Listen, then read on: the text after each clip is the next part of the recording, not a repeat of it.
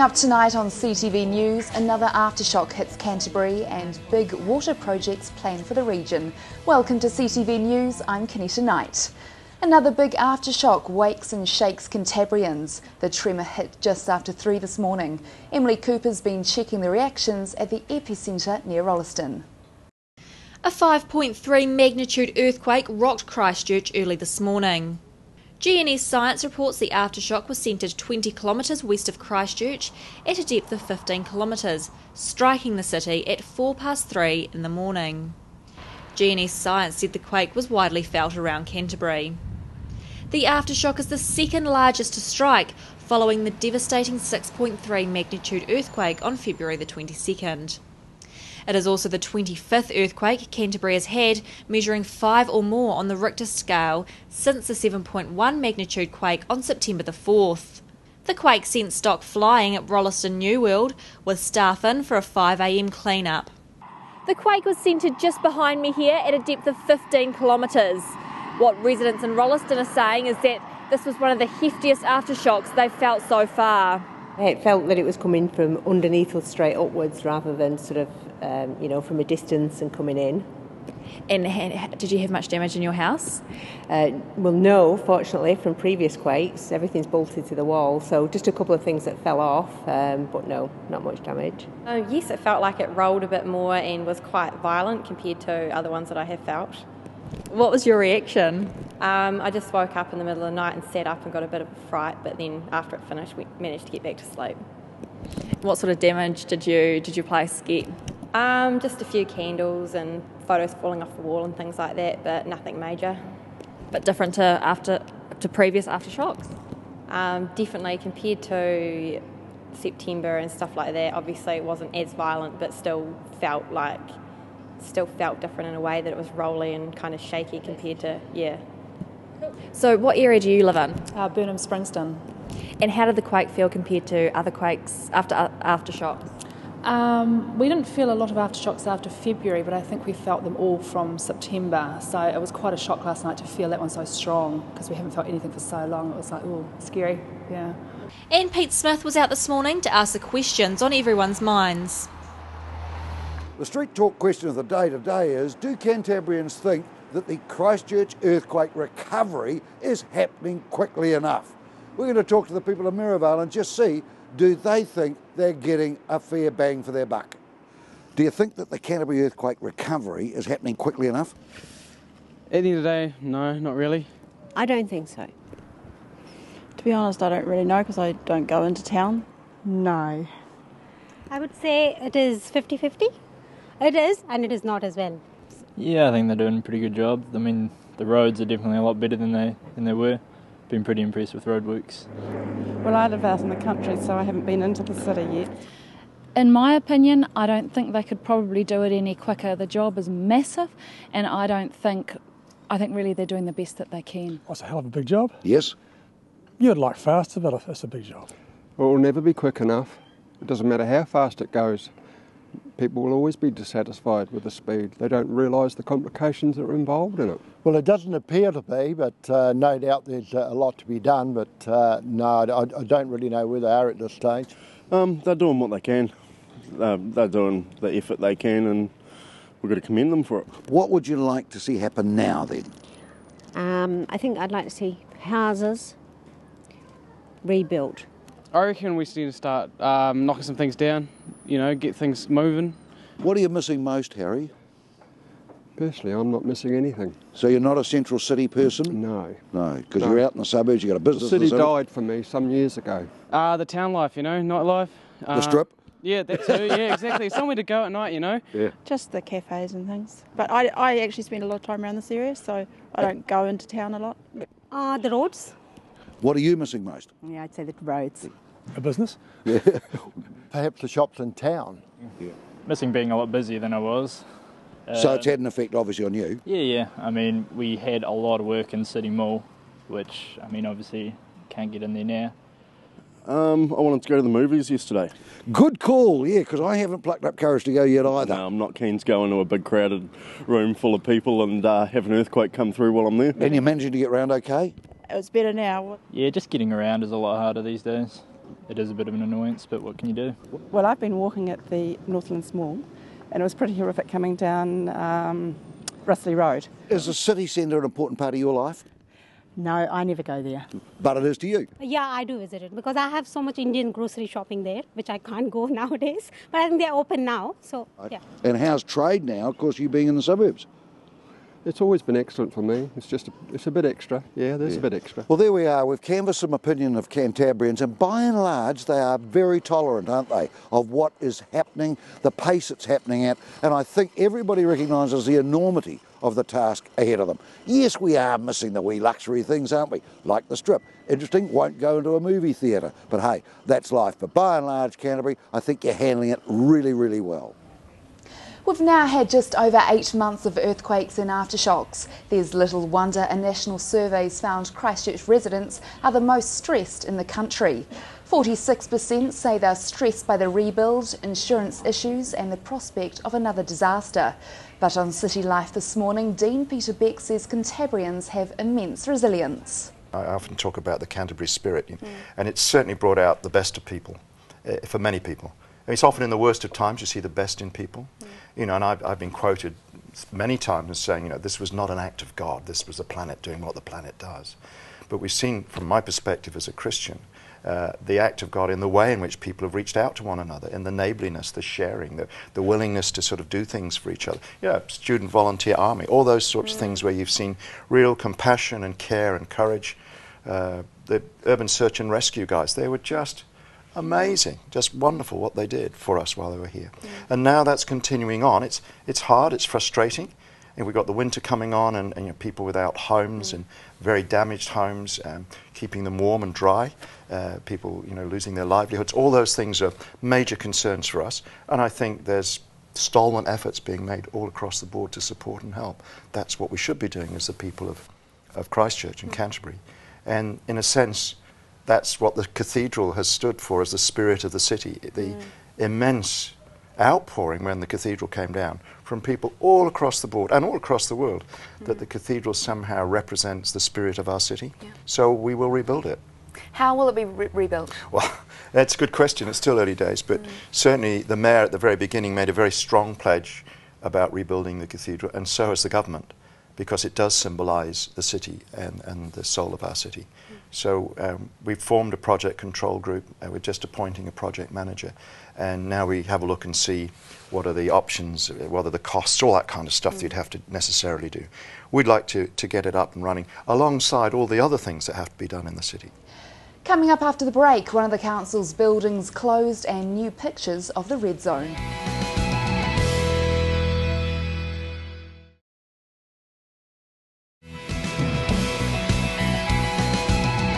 Welcome back. The Christchurch City Council's closed one of its service centres because of safety concerns. The Sockburn Centre on Main South Road had been green stickered, but it's been shut down until further notice while the council checks if it meets new engineering code requirements. The council says it's best to be absolutely sure there's no risk to staff or the public. Officials are keen to push ahead with demolition in the CBD, bringing the unstable buildings that remain. But as Emily Cooper reports, some say there's a lack of communication. We have a number of buildings in the inner city which are in the red zone, which are unable to get access, except on a very limited basis, which basically is just for tenants to get their things out, business records and what have you. We have a number of buildings and we have been doing earthquake strengthening. Some of them we have partly strengthened, some we hadn't started that work. I was in one just the other day which had been, parts of the building had been strengthened to 100% of the current code, and that was the standard that we were using before September. Those buildings are remarkably undamaged. They've had parapet damage, but the internal walls, the general structure of the building is in very good condition. So we know that this works, and we know that buildings that can be made safe While Earthquake Recovery Minister Jerry Brownlee wants the owners of red stickered earthquake damaged buildings to act faster, Lyle says he has had little communication with Brownlee and Sarah. I haven't had any contact with either Sarah or Jerry Brownlee. I did get a phone call a few days ago about one of the buildings saying that they wanted to demolish it. It was on the list for urgent demolition. I was in there with a group of tenants just over a week ago, and we don't think that the building should be demolished. We don't think it's necessary. And I was with the engineer that I work with, and he looked at it as well, and we don't think it needs to come down. So I'm just in the process of trying to get that message through that we would like to save the building, and that it's more economic to repair that building than to have it demolished and rebuild it. So what would you like to see happen next? Well, that's a big question, that one. I think it's key that building owners are allowed to get in and to take engineers to do real assessment of the building in detail to find out whether they are viable, and what process they need to go through to firstly repair the building. And in the area that we are, of course, a lot of unreinforced masonry buildings which need to be strengthened, so a program for that needs to be thought out and proposed. He believes there is a major lack in communication. Yeah, absolutely. It's been absolutely appalling, and I think that there should be a major inquiry about how this has been handled, because I think it has been handled very badly. And he says he thinks demolition is being too rushed. Yes, very definitely. The talk of partial demolition, when you get a great big digger, 30 or 60 tonne digger or something in there, it's not really deconstruction, it's demolition, because they're not exactly gentle machines. And there are ways of deconstructing buildings that you can then rebuild them. But I don't think that's really been in the mindset of civil defence. And new footage of the CBD has been released by the Canterbury Earthquake Recovery Authority. It's on the terralink.co.nz website and gives people the chance to see all the accessible sites in the red zone. 6 cameras were used to get the street cam view. Coming up after the break, tributes for a man who served on the City Council for 30 years.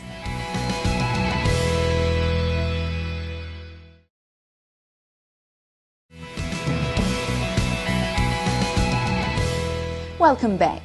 Tributes are coming in after the death of a man at the helm of one of Christchurch's most prominent families.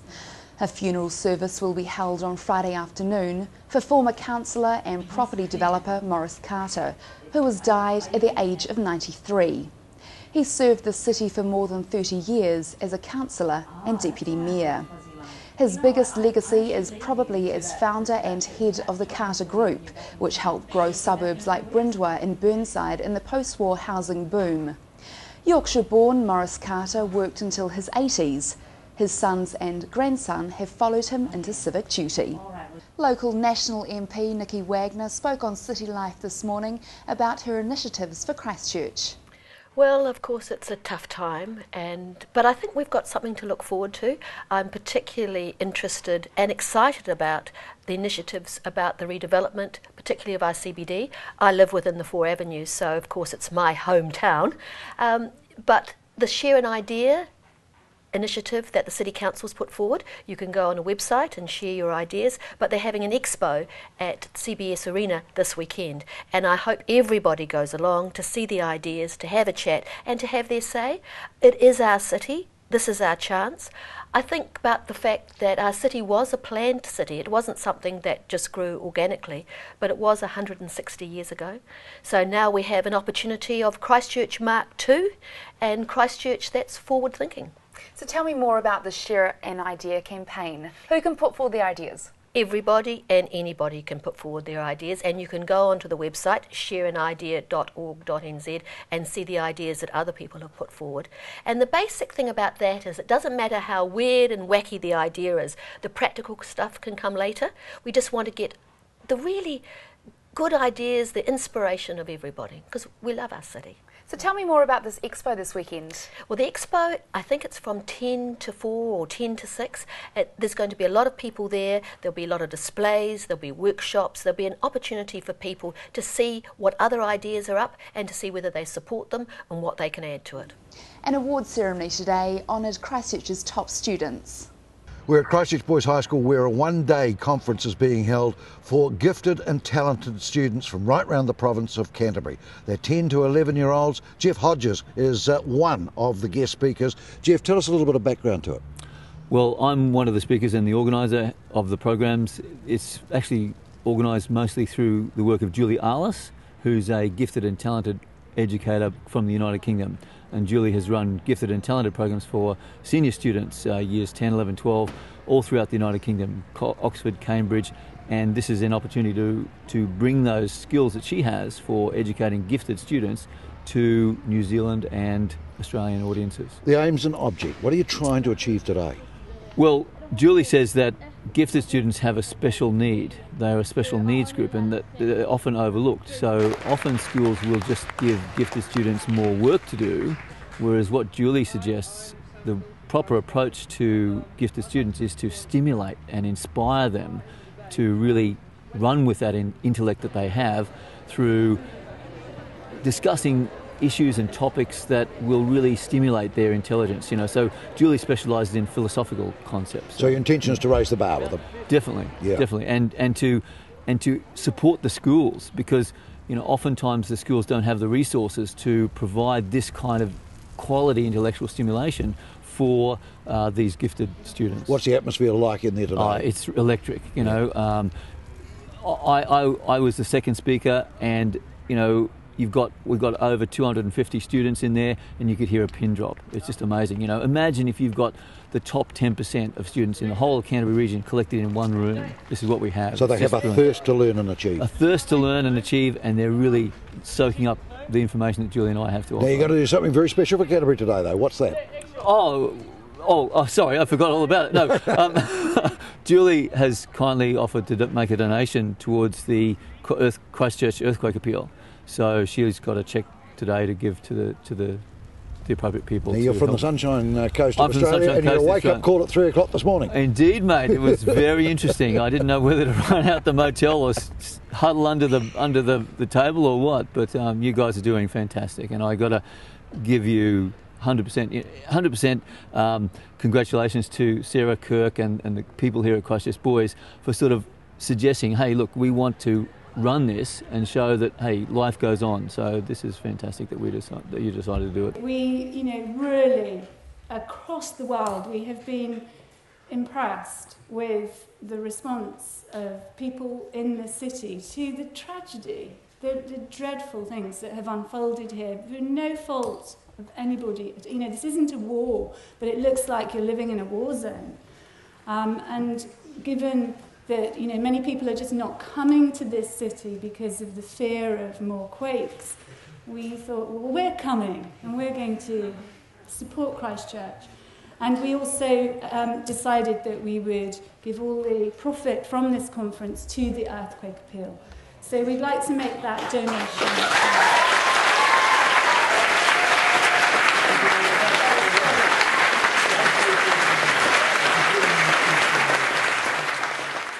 But just on behalf of the City of Christchurch, to everybody in it, thank you very much for this donation, especially to the people that have organised it, because I know that this is basically your commercial fees that you're handing to us, and we really do appreciate it. So, ladies and gentlemen, give them a big round of applause. New government money could be available for 2 big water projects planned for Canterbury. The backers of the Central Plains Hiranui schemes say it is great news for the farming industry given how dry conditions are. The government will allocate $35 million over 5 years to prepare schemes for investment. It's also looking to invest an extra $400 million in regional schemes, although that could be a few years away. The weather's next, but first a look at work going on near Sumner and Littleton to secure unstable rocks. The worry is that they could fall on roads and houses. Summit Road on both sides of Evans Pass Road was closed for a short time today, while blasting was carried out to fix unstable rock. There was no access to Godley Head or to Sumner via Summit Road during the time. Work has been going on to fix unstable rock for a number of weeks now. This is the Sumner Road up from the port. It's a major transport link for the Port of Littleton to get things that don't go through the tunnel. Evans Pass Road between Sumner and Summit Road continues to be closed to vehicles, cyclists and pedestrians between 8 a.m. and 6 p.m. due to rock blasting. There's also no access to Sumner via Summit Road. The road will be closed until at least the 11th of May, and the end date for work is subject to change. Here's Sasha with your weather now. Hi everyone, what a rude awakening we had last night. Hope your nerves are a little more settled now. We had a northerly airflow increase over Canterbury today, bringing more low cloud and a few drizzle patches. Highs again reached just 13 or 14 degrees. Arthur's Pass with a chill 12-degree high. What then can we expect for our Wednesday tomorrow? Kaikoura sees cloud all day with fresh northeasterlies. Temperatures remain in the low teens there with 14. Look out for some evening rain.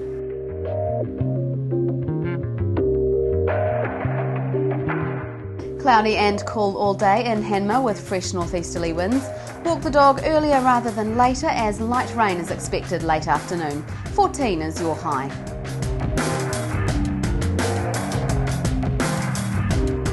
Cloud and more cloud for your Wednesday in North Canterbury. Cool gusty northeasterly winds are with you throughout the day and a high of 14 is expected.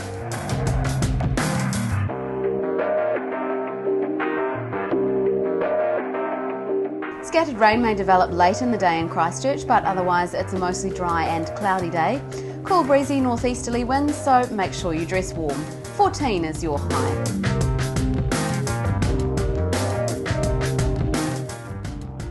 Down to 11 degrees overnight tonight, and then we see extensive low cloud and gusty cool northeasterlies in Ashburton. Watch out for evening drizzle patches too.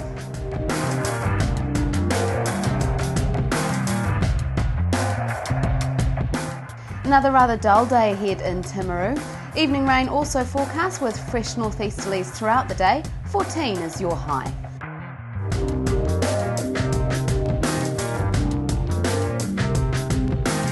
Looking to other areas now. Cloudy all day in Culverden, Darfield, Methven and Akaroa tomorrow with highs of 14 degrees. Rain all day in Arthur's Pass and Greymouth. 13 and 14 are your expected highs there. Looking to Thursday now, it's mostly fine with some nice sunny periods and high cloud. Fresh gusty northeasterly winds in the morning, but these will decrease throughout the day. High cloud on Friday with gusty northwesterlies. That's your weather everyone, enjoy the rest of your evening. If you have any stories you think we should be covering, email us news@ctv.co.nz. That's CTV News, I'm Kenetta Knight.